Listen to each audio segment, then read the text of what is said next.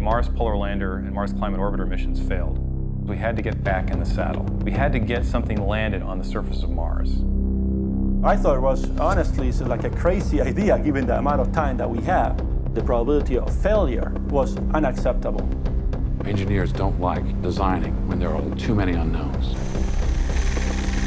They fooled me into taking this job, saying that, oh, it won't be that hard. It's a reflight of Mars Pathfinder. You have all the pieces there. We knew it would be a challenge, but I don't think we adequately assessed how difficult it would be. I think in the back of your mind, you're always prepared for anything to happen, but this wasn't one of the places that we thought something would go wrong. Come on, man. You don't put a system like this on a major spacecraft like this at the last moment. The trouble is, it's great on paper, but until you put it out there and test it, you really don't know what you have. You know, I tell my people that in terms of my top 10 list of worries, the first 3 are schedule, schedule, and schedule, and there's nothing in 4th place. I came to the realization that the heritage wasn't in the blueprints. The heritage was in the people.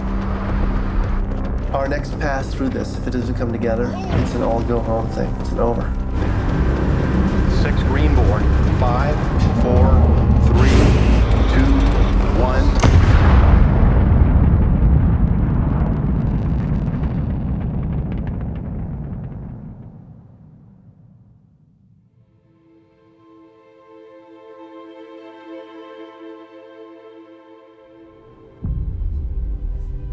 At the end of 1999, the Mars Polar Lander and Mars Climate Orbiter missions failed. I don't give net punched up, but the numbers reported that they think that the signal may have been due to RFI or something in the front end. They're not seeing that in any of the other spectrums, but they're continuing to look. JPL was responsible for these missions, and that changed everything. There was a loss of confidence. What had to be done was we had to get back in the saddle. We had to get something landed on the surface of Mars. The problem was we didn't have a lot of time. We have to go back to something we know.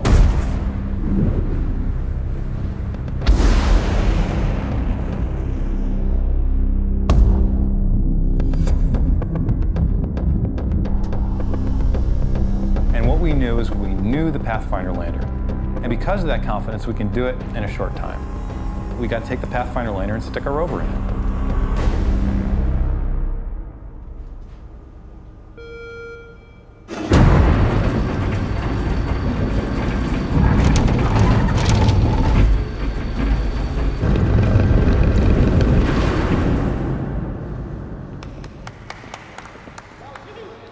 Here we go, 6 pulses for equalization at -18 dB. Pulse number 1, 3, 2, 1, mark. We knew at the time we had a 3-year project to go to launch, and that's just very, very tight for a mission of this kind of complexity. And we've been fighting that challenge since the beginning. You worry about, am I got the right plan? Do I really have it figured out? Are we on track? Can we stay on track? I'll briefly go over launch, cruise, and EDL, and just give you an idea of how the downlink process works during those phases. I'll spend a lot more time on surface, specifically the tactical downlink process. I'll also talk a little bit about a couple key additional requirements for Red Rover Goes to Mars. You start getting into this cycle of things changing just a little bit here and just a little bit there, and all of a sudden the mass got heavier, and so other things had to change. Your design heritage, the blueprint, I use the phrase that I will never use again because no one will believe me, is build to print. I said, we will take the Mars Pathfinder lander and build to print. We will take the blueprints and we will send it to the machine shop, build these same things again, and that will be the shell that we land in. And then we just have to design this rover that fits inside. That build to print concept is the one thing that was completely wrong. Message here is if you see something that you don't like in the MER mission system design, I'm one of the people you can blame. I came to the realization that the heritage wasn't in the blueprints. The heritage was in the people. And the people who had designed this thing before, they'd gone through this design work, they've experienced all the difficulties, they know how to solve it. And then we have a final TCM at 48 hours out.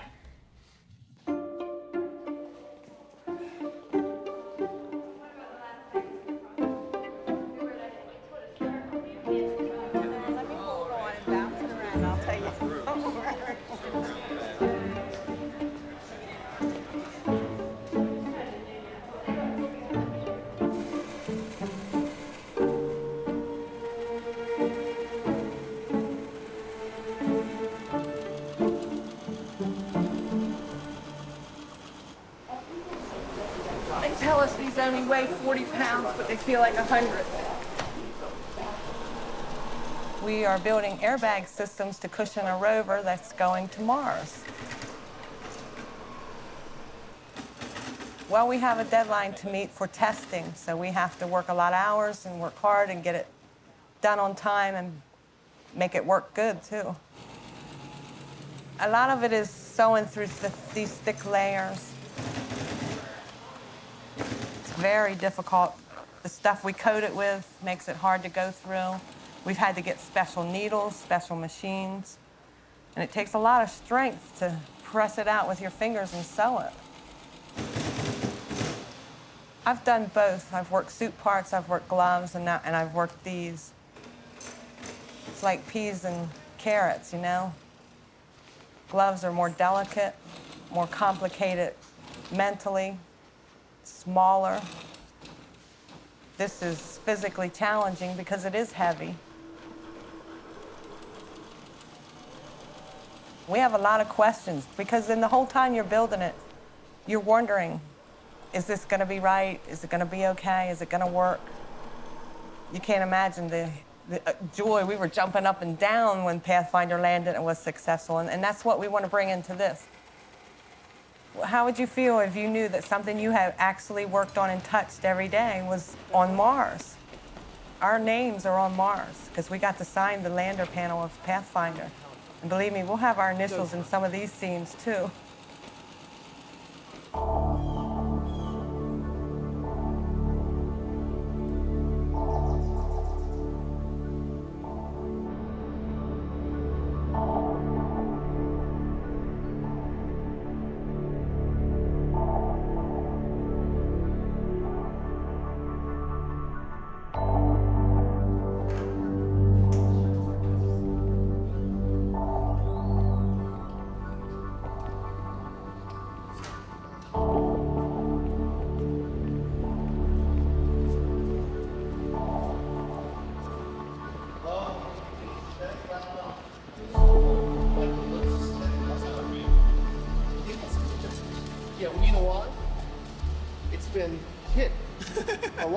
Seriously, no. These things lose a little of their edge.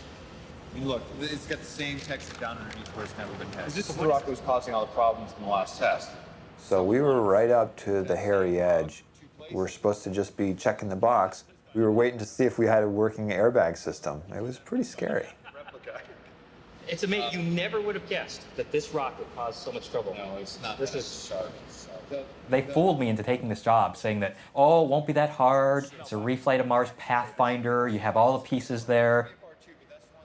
Put it together again, it'll work. And every single last darn piece on that entry, descent, landing system had to be redesigned, sometimes almost from scratch. So we're using the replica drop for this first drop. MER as being this heritage, this build to print. You never get to do that.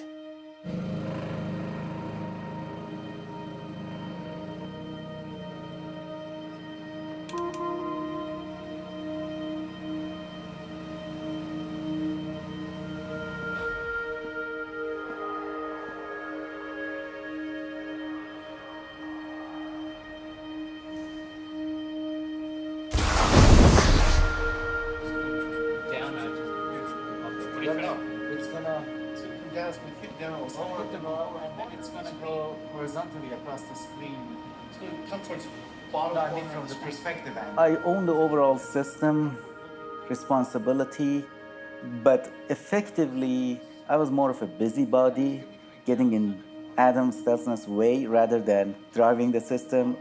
I wanted to see firsthand and understand the challenges, and sometimes you can't really understand it unless you're there on site and seeing all the debates that bring out those subtle nuances of the design that you do not hear any other way. We thought we understood how the airbag system was going to behave. We knew it was marginal, and nobody was expecting it to be robust. But the initial design failed and got damaged in ways we were not expecting.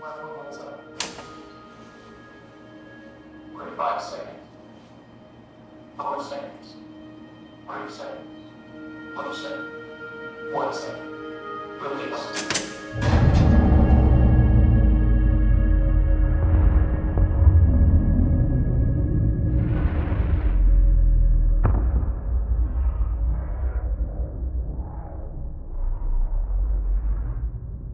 You can see there's a little blue right there. Yeah. You can see Today we tested at 16 meters per second, and it worked. I would say that, on one hand, we have good reason to be excited, but on the other hand, it was expected to work at 16 meters per second. We didn't expect this one to fail. Wow. It's like in the movie. Yeah. Yeah. Reminds me of Blade Runner. Yeah. Yes. I remember that scene. Resolve. Resolve. Okay. A little bit slower. Beautiful. Beautiful. Look at it wrinkling up. Ooh, catching. That is awesome. You can even see a piece of it. Looks like we have a clear. The lighting's pretty hot right there. But Yeah, that's But significant. if you back up a little bit, you can actually see an abrasion layer zoom in. lifted off. It's just sitting there. That piece of abrasion layer is just sitting there.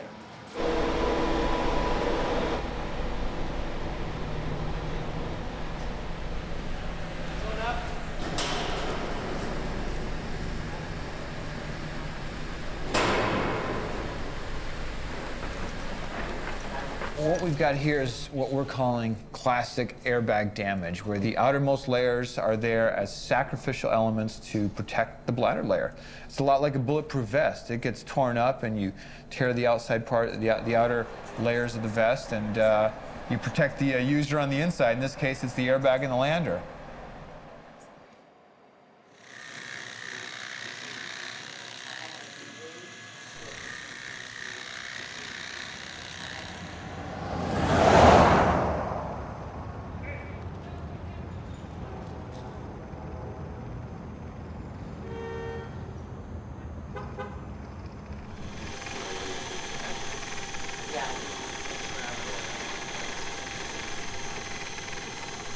This tool's formal name is the rock abrasion tool. And in NASA, you have to have your name shortened to an acronym. So naturally, that makes us the creators of the RAT. I can't tell you how many suggestions I get almost daily for logos. It's a bit of a joke around here and in the space science community that we are building a RAT.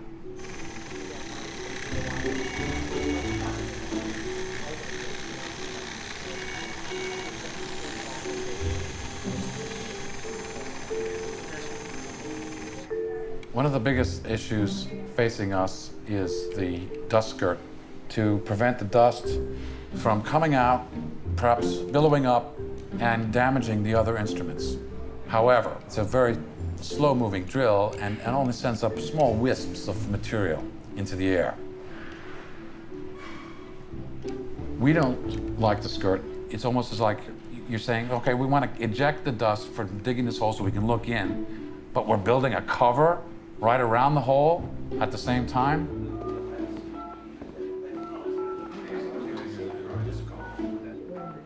Sorry, your call did not go through. We're losing money on this. How many meetings John get? I'm here, Steve Condos. Hi, guys. Steve? Yeah. I heard somebody else on the line. Who else is there? Squire said he's in another solid car, but if we yell out and we need him, you'll hear us and come back. Okay. That's right. Well, you know what I recommend though? We go through the report first, and then we usually want. Sure. And then we do who asks questions, what's remaining, okay? Cool. There was a discussion that perhaps got a little persnickety because the PI on the telecon said, no, we have to keep the skirt in place and perform yet a whole nother round of tests. But I haven't heard anything from Honeybee saying that they were going to do that. Well, I question why bother doing that? We don't know what the skirt does at these different angles. We don't know what happens without the skirt at these different angles. This whole thing has been sufficiently counterintuitive to me from the get-go that I'd rather see tests that that's what's going to happen. Now, wait a minute. Trying to sell the idea of getting rid of the skirt is going to be a lot easier if you can show the tape, you know?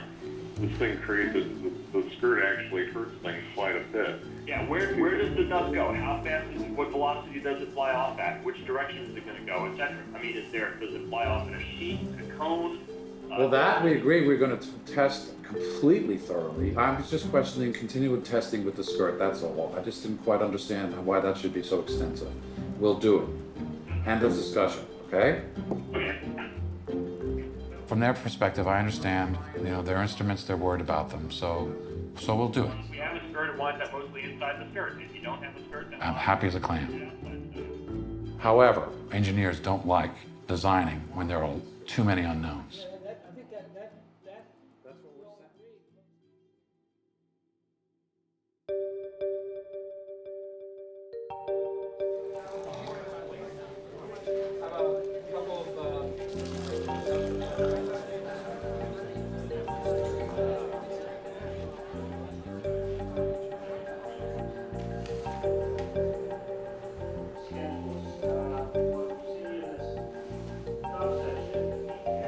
That's the baseline, and everything that these guys talked about is consistent with that budget. There's a list of threats that these guys have come to me with, and they've said, okay, the more structure may be late. The PMA contracted ball may increase. The flight software workforce may stretch to the right, et cetera, et cetera, et cetera. And I've added all those threats up. They're in the category of everything we can think of that can go wrong. Although Farouz would argue that we've made that claim before and we haven't thought of everything. I submit that based on the data I gave you this week, you can't draw that conclusion. Cut to the quick. What is the internal processes in Division 35 to make sure that these promise dates are going to be met? We are holding the subsystems feet to the fire as much as we can. What part of this gives you gas? Where are you concerned? The problem the presentation presents to the board, they can't make a judgment. If they were to make a judgment, they'd say you're in very, very serious trouble. Come on, we're not done with this review yet, okay? I mean, we understand that problem. And if you want us to compress the story into 1 hour, we can do it. That's not going to work here. I mean, clearly, he does not shift his need date to the delivery date just as a matter of principle every time it happens. We go through a very long process of trying to push back on the subsystems.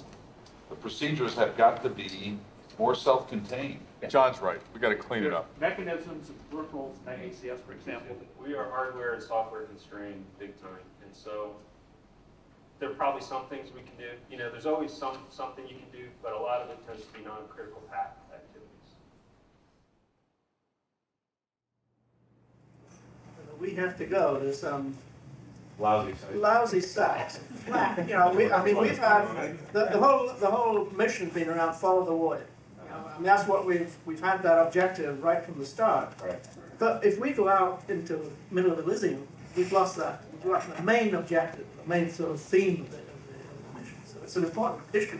For those of you who haven't been in this process before, and Ray knows well, you don't put a system like this on a major spacecraft like this at the last moment. There's this tension that exists between the engineering team and the scientists. The engineers want success. And in order to assure success, they have to be very conservative people. The landing system is very fragile in the presence of sustained winds. If those sustained winds go above a certain level, that the landing system, the airbags and stuff cannot do the job. And so that's another point that says that even if you don't believe the models, you better be wary of what they're saying. And that actually changes the site selection criteria. That's the bottom line. That's right. You're seeing a much greater concern over winds than we even considered going in. But the way we started this was you have to certify the site as safe first. Mm-hmm. So I don't think... The project will not recommend that we land in an unsafe site, regardless of the science objectives. How do you define safe then? That's what we're struggling with. The struggle part is the uncertainty on your definition. Right. Exactly. That's exactly right, Rod. There will always be an engineering judgment component to it. It's not black and white. You could probably imagine two partially ordered sets. One from the scientific point of view, these are all great, these are in between, and these are not any good. And the same thing from engineering. Sure. And you can imagine lining those two up side by side and then trying to decide whether or not there existed a site that was not unacceptable from either point of view. And this was done during Pathfinder, and Gentry was there in the very end. MER is more complex because there were so many more data sets that you could throw at the problem. We have 2 orbiters that are going around Mars that we can direct to take pictures at target locations. So now it's much more involved. You're actually acquiring the information while you're in the decision-making process, while you're building the spacecraft, while you're worried about what the spacecraft can actually do and what sort of site it can and can't land at. Excuse me, in terms of distant views and relief, clearly there's an issue here. But what that hematite deposit looks like on a centimeter to 10 centimeter to meter scale, nobody in this room knows. It could be wild, it could be weird, it could be very, very strange looking. But we also heard from and let me just follow that up. Pathfinder was just as dull and boring from an orbital point of view, and we landed, there were some hills there that people got pretty excited about. The uncertainty on this category map might rival the uncertainty on the winds. How could that be? Scientists trying to judge what the public likes. I think you can explain this one to the public. No way. It takes you 90 days to explain it to them. Oh man, if I explain Pathfinder to the public, I can explain hematite to the public. This is under the public. No. Wait, it was under the public category. But it's a separate issue. Like 15 seconds. We have a landing site where that category is not green. I think we have a real problem. Yes. So. But remember, the dynamic range is going to get opened. There may be some that have reds here. The question I'm having is, what is the meaning of that row? And what is the meaning of good diversity? Because you can have so much diversity that you don't know what the hell you're doing. Let's go on. Let's leave it and see if it comes to help later. But so put anything in the comments side about what test we're going on. Yeah, who thought this up?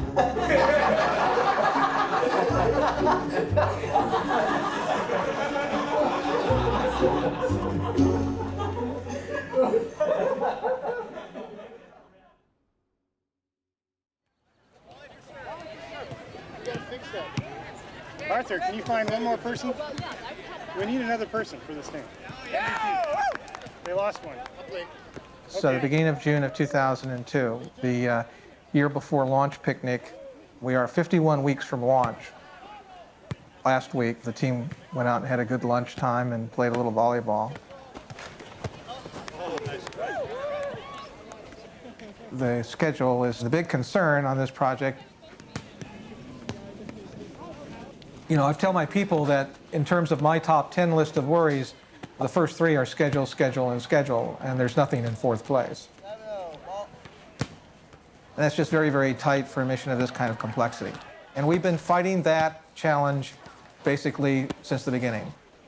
So the pressure now is on getting the flight equipment together through the assembly, test, and launch operations phase in order to get ready to go to Florida in March of 2003. They owe us whatever we lose by. Donate. The schedule situation has forced us to expend money at a greater rate than we expected, so we've had to go back to NASA headquarters and ask for an infusion of funds. They've been extremely supportive of our requests, and we've gotten everything we've asked for.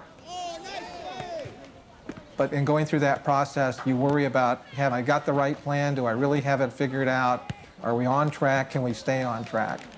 My job is to make sure that the rest of the team, it's a very high caliber, very motivated group of people, can get their job done. So my job is to get the stuff that gets in their way out of the way. Keep this well-oiled machine running.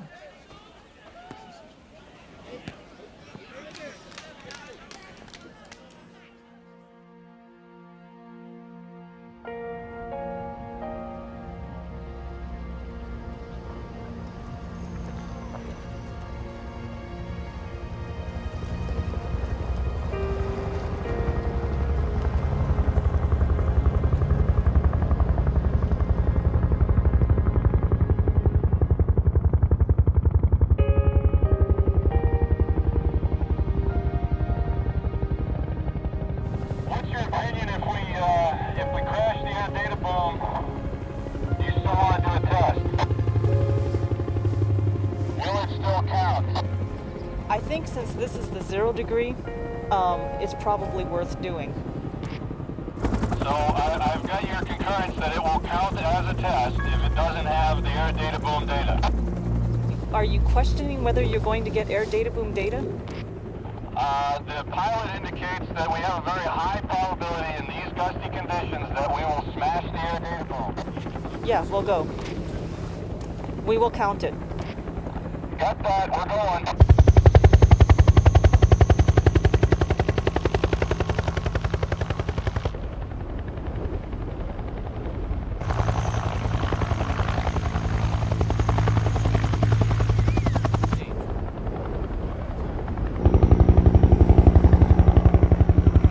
I'm really amazed at the amount of spinning that we're getting. Just altitude at location.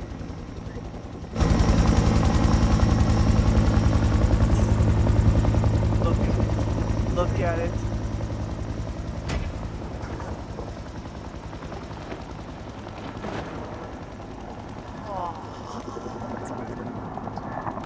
Look at that. That is splendid. Awesome.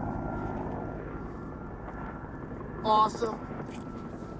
Oh, that's fantastic. That's great.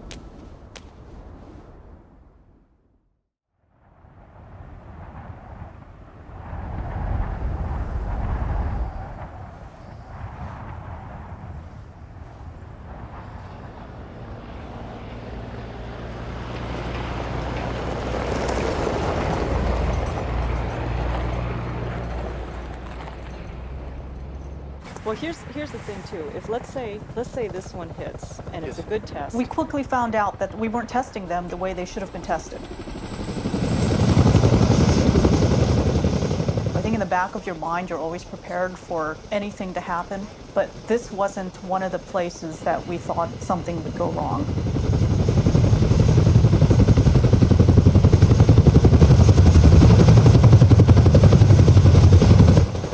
We went back in mid-June and had the very dramatic, complete structural failures. All right.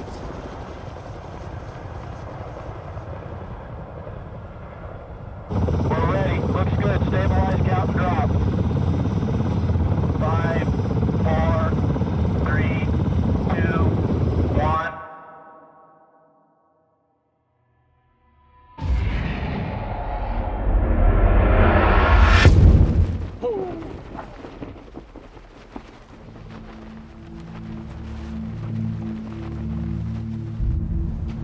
It was slightly devastating.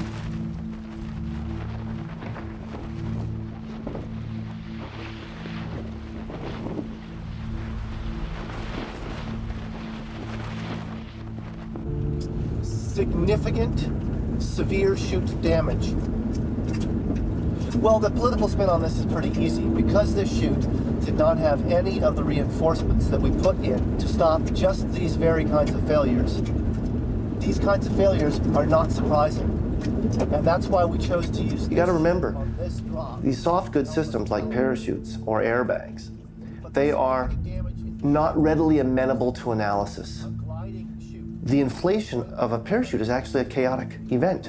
It's a nonlinear, dynamic event, highly driven by the initial conditions of the inflation. In that regard, I'm not surprised or disheartened at all by this. I need to get the right spin on this so that no one else chokes.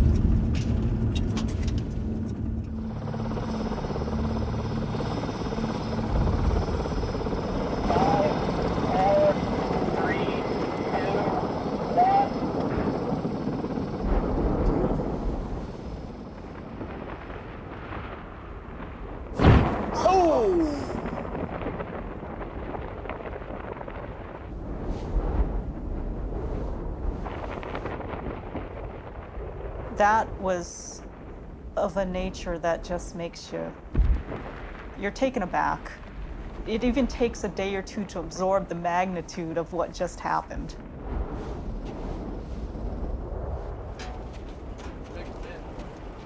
That was rough. First of all, you have to figure out why you have a failure. You have to figure out what your possible fixes are. And you don't have the schedule to investigate this in a more methodical manner that you would like. So we have to change our thinking on most likely the loads. And it didn't look like there was several different types of failure there. I mean, at least to me. To me, it looked like there was. Yeah. But again, I'm looking through a little camera screen. Well, even, I mean, it just, you know. Did you hear it afterwards? Yeah.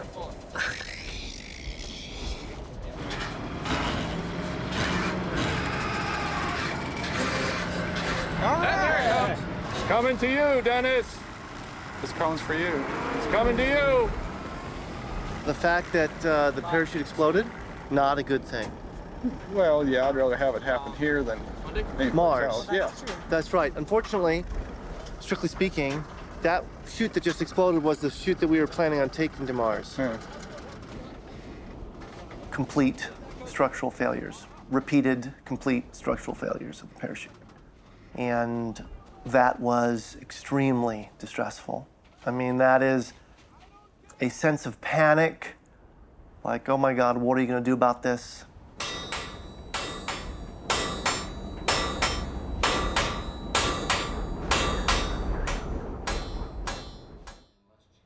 The chute failed in the correct loads. That tells us that we have a parachute that's not up to the job we need it to do. Because we have packed as much parachute as we can into the volume that's available to us, our only recourse in making the parachute stronger is to change the configuration and reduce the band length. The way you make it stronger is you put maybe other webbing or reinforcements or thicker fabric. The net result is that you need more volume to pack that fabric in. We don't have any more volume. It's going to require people to be brave, especially managers to be brave, because the certainty that we have the job done is going to come very late, and that's going to make everybody nervous. Our next pass through this, if it doesn't come together, it's an all go home thing. It's an over.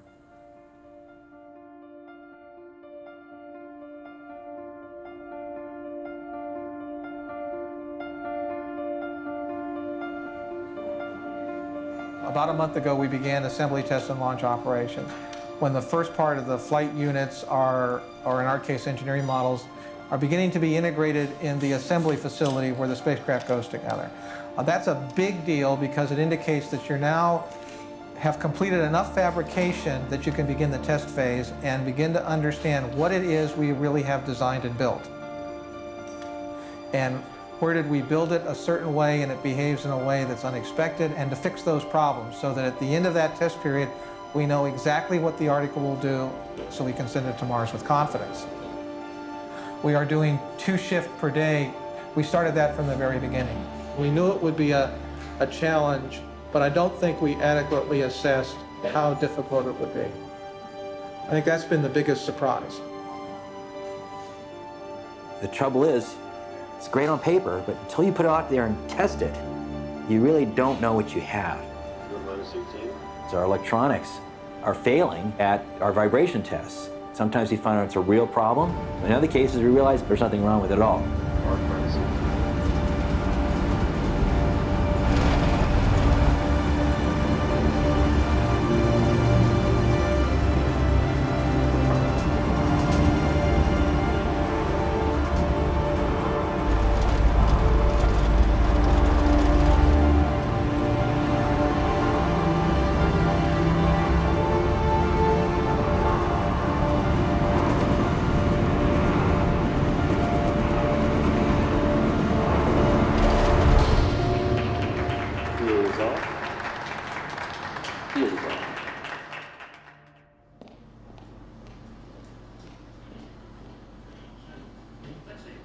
There's 2 camps of assembling and testing the rovers and the spacecraft as a whole. The assembly, test, and launch operations team is assembling the flight hardware, the stuff that's actually going to go to Mars. Our area, the integration and test area, has our own lab, which is a clean room and a sandbox where we have rovers that we test in the dirt. So we receive one set of electronics, the brains of the spacecraft. And we plug into each connector and make sure that each connector works, and we start slowly building up a spacecraft on a tabletop configuration where then the flight software team can come in and develop the software that they need to operate each of the devices. And then as part of the test team, we start doing higher level functional tests. The other one would verify that we didn't have a short to chassis. I like to think my job was kind of like working in the garage. It was a lot of hands-on, knowing how the vehicle operated or how the vehicle was put together. You're trying to balance all these different groups. People want to use the arm, people want to use the mast and image, people want to use both of those together. At the same time we're testing in our lab, they're putting the real pieces together. It was a lot. I mean, it was a lot of time. It was 3 shifts around the clock every weekend, and there was always somebody in the lab just because things weren't ready yet for us to start testing. And your job is just to make sure that everything works.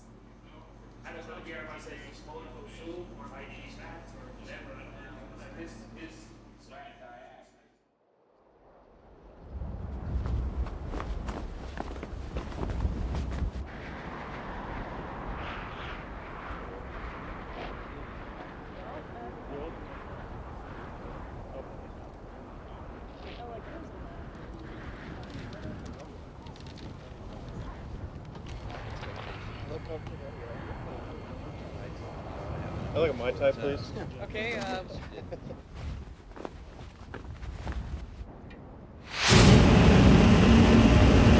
There it is.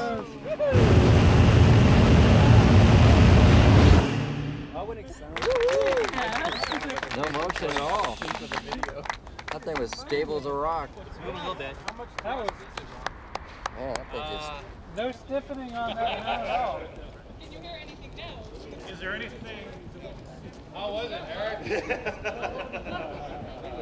If you get a gust of wind, the system starts to oscillate, and when you fire your retro rockets, you might impart an horizontal velocity. So you might touch down with a very gentle vertical velocity, but you might be going 30 meters per second horizontally.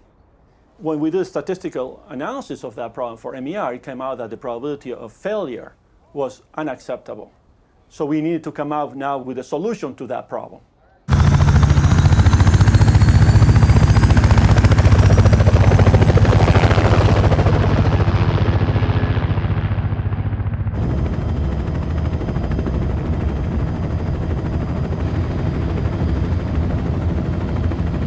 Put a camera and you take 2 pictures, and then you can look at the displacement in the 2 pictures, how much you moved, and you divide it by the amount of time between the 2 images. You can figure out how much, what's your velocity. You know, the loss of fixes, you know, were good to us. Hey, this is doable.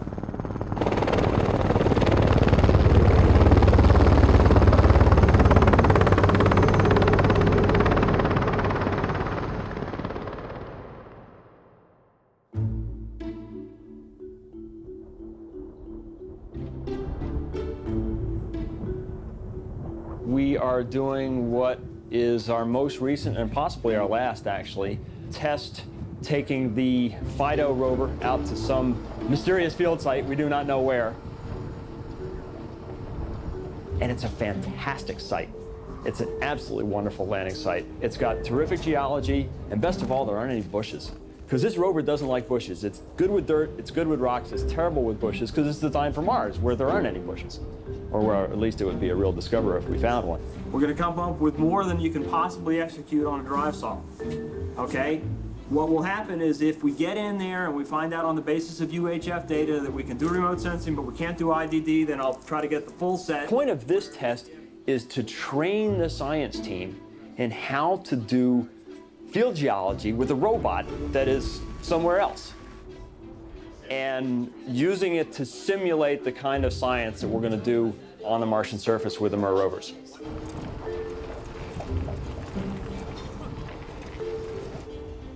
I don't know where we are in terms of latitude and longitude and what state of the United States we're in, but that doesn't matter. What we do know now is we know where we are in some synthetic orbital images. We've got images taken from overhead that simulate the kind of data that we'll have for Mars. The SOWG meeting will begin in here promptly at 8:15. So at 8:15, I want everybody in their seats, in this room, quiet, ready to go.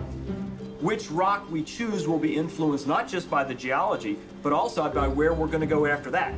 That's not something that comes naturally to a field geologist. We got to stay real focused on the task at hand, which is doing the best job that we can for 10 days of really simulating the science that we're going to do on Mars. And you have all of that. Geology? Yeah. I know you guys love the PanCam. Excuse me, can I have your attention for a moment? I know you guys love the PanCam panorama, but don't forget one thing you've really got to focus on is what the next solid's going to be. So be looking at the current location, front has cam, so you know what's in your work bag. Okay? Good. We have 1, 2, 3, 4. Probably want to get this thing here. Hey folks, anybody's got questions, issues on how to do naming of things? Roxana Wales here is our expert. Go to her for advice. Okay?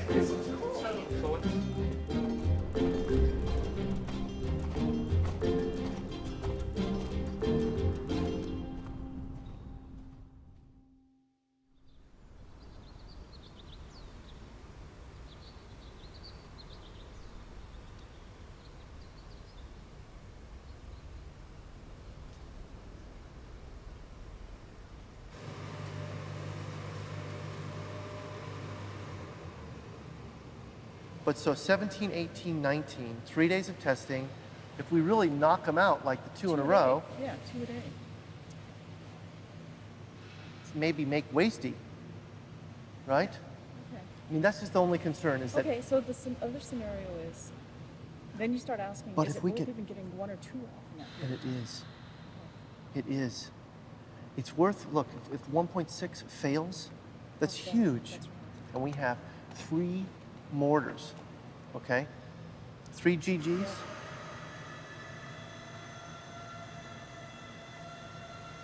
Lay the parachute out like this, and we're simply going to be relying on the friction with the floor to keep it from sucking the lines into the death zone. I mean, what I'd like is to make it full inflation at center of the Well, thing. then you just gotta, but you gotta just calculate. You can't hit the top of the wall. So you gotta stay safely off the top of the wall, and that's it. You go that high, boom.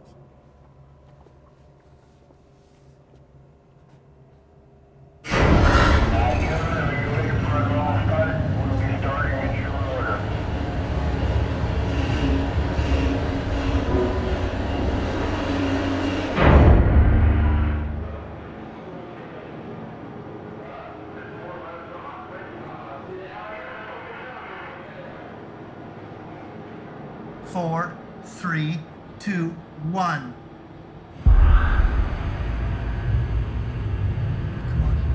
Come on. What is that? What is that? What is that? Come on, man. I don't know what it is. What do you think it is? I've never seen that before.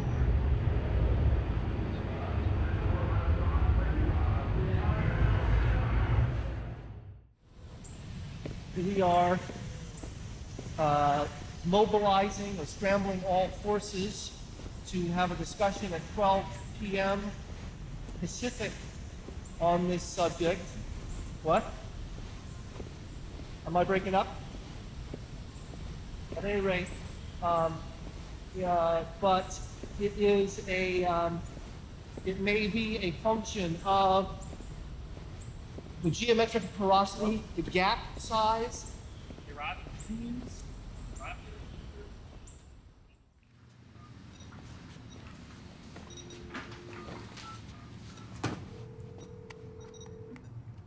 Richie's good. Richard, it's Robin and Trayson and Adam and Wayne is talking to Manning outside, and he'll be in a second. Okay. This is not anything that was seen during Pathfinder or thus far during MER's development. just as a general policy, clamp down on the information until Robin and or I have had a chance to release a press release, essentially. Why are we doing a press release? Oh, and it's not a press release. The emails you receive, okay, that's how information about this drop goes out first. Because I found with the airbag drops that if you make a telephone call, somebody tells somebody else, and they play the telephone game, and by the time it makes it to up the food chain, all the good words have been lost and only the bad words have remained. But this allows you to inform your management before it gets through the grapevine. Yeah, wouldn't you like to tell Pete before Pete somehow found out? Oh, no, I'm going to go tell them right now, but my point is that, you know, I'm more worried, actually it's getting to headquarters that I'm more worried about. That's right. Okay. Okay, because number one, I'd like to come up, I mean, I think it'd be good for us to come up there for that reason alone, is just to talk to Amy about politics of what's going on here. Okay. And that's one of the reasons why I want to come, is just to say, hey, you know, we probably should be with. Here we go, baby. Arm switch on.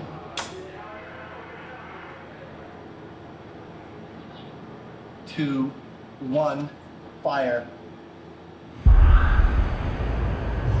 There it goes. Look at that. Beautiful. Beautiful. Beautiful. Beautiful. That is awesome. That was perfect. Center of the thing, everything awesome, awesome, awesome. Oh, this is so great. Yeah, this is totally cool. So great. Ah, we are so stoked. Oh, that's really nice.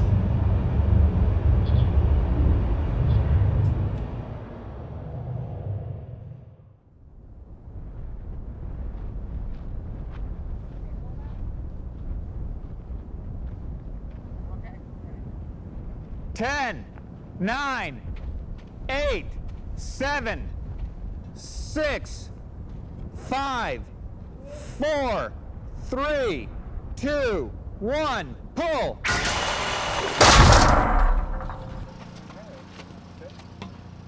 Damn it! 5, 4, 3, 2, 1.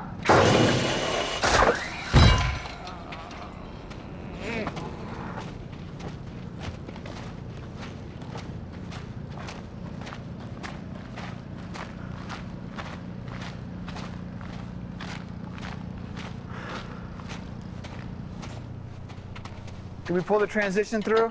No. You're a foot shy. 18 inches shy.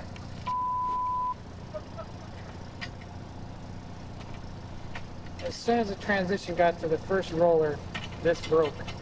Probably a spike in load due to the fact of trying to push all that extra around that roller. Yeah, it's Oh my goodness gracious, look at that. I'll still is. I hope we do. Hey babe. How are ya? Oh really? Oh, no. Things are couldn't be going any worse. Yeah. Oh, no, that's not clear. We're gonna decide the next half hour here what we're gonna do. And I'll call you when I find out. I love you. See you too. Bye. Oh, my little transition joint. Why couldn't you have gone a little further? It made it. Oh! Well, it made it. Transition joint made it. Test 104, Brad. That was 104. We got to get this thing fixed because we don't have a mission without this device. Yeah, please. We just got to test some more. Can you put this on a CD for me and let me take it home? This movie? Tonight?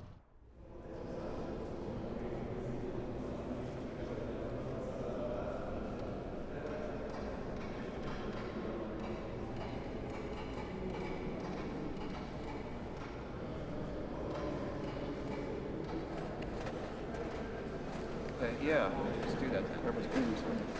Okay, let's do that.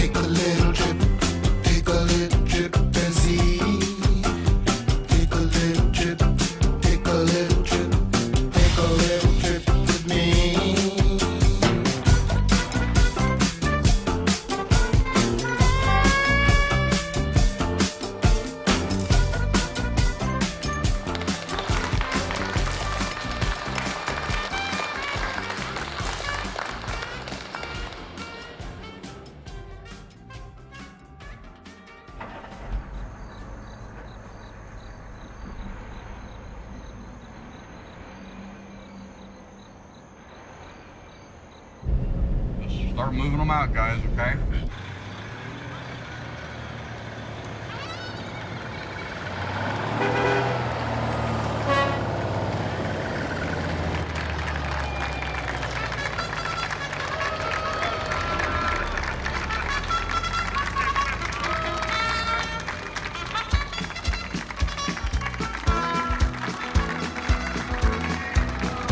On the road again.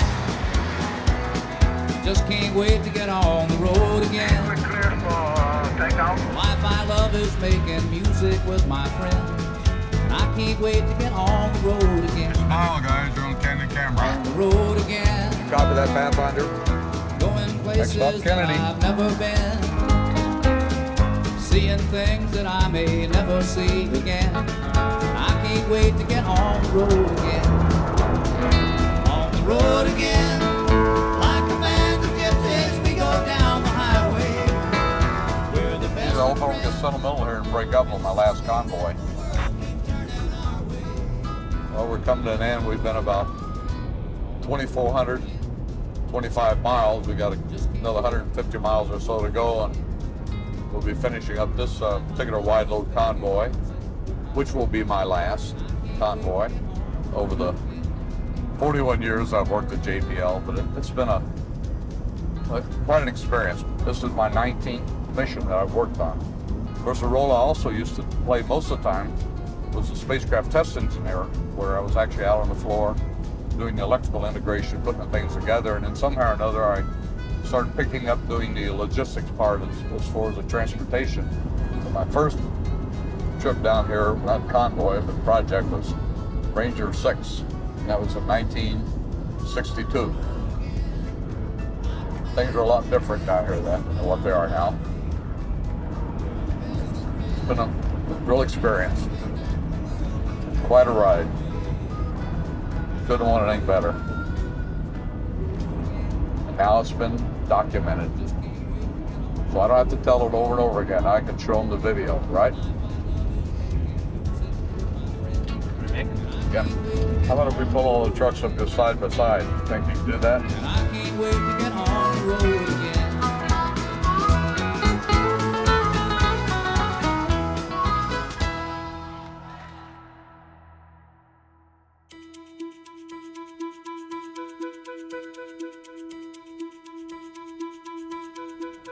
Rolling? Here we go. Okay.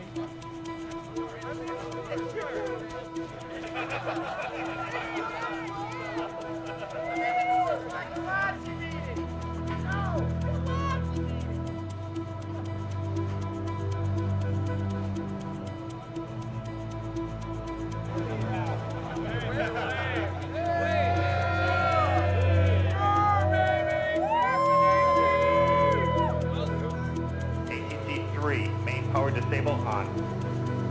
On in 5 seconds. Electronics go. And hydraulics go. T-minus 30 seconds.